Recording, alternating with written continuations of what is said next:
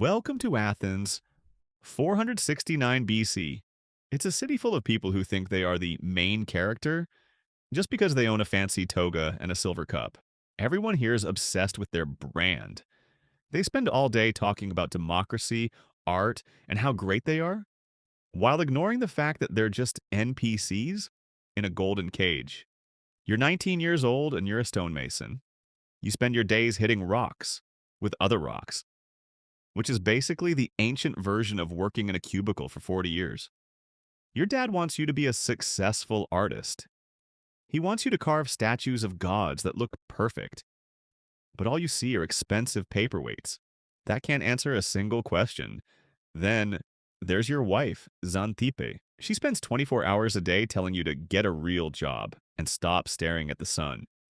She's the only person in Greece who can't be trolled. To you, her screaming is just ambient noise for your philosophy. You realize that everyone is chasing happiness, but nobody can even define what it is. You decide that if the world is a lie, then you're going to be the glitch that breaks it. Then you go to war.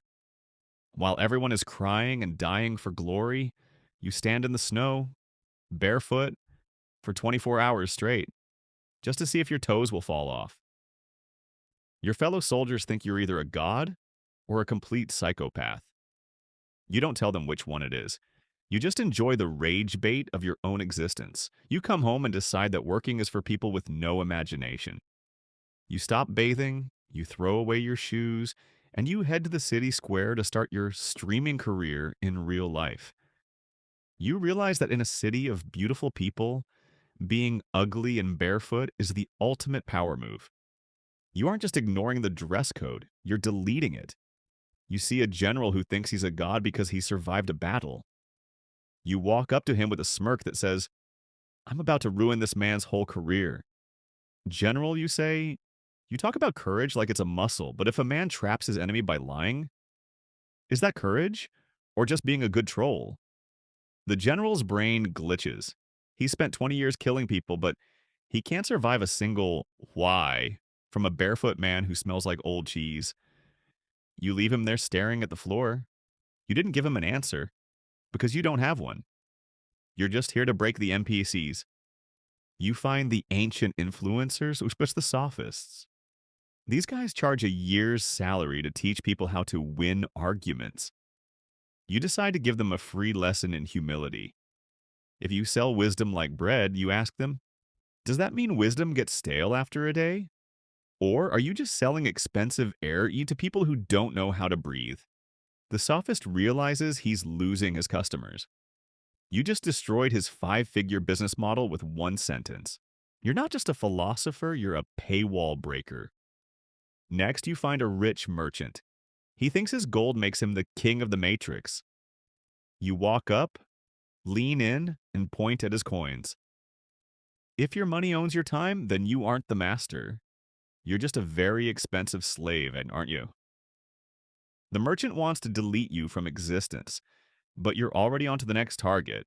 This is the Socratic method, the art of making everyone realize they are stupid. You go to the poets next. These are the guys who think they are spiritually enlightened. You ask them to explain a single line of their own work. They can't do it. They say it's the muse. You tell them that if they don't know what they're saying, they aren't poets. They're just fancy parrots. The youth of Athens think you're a legend.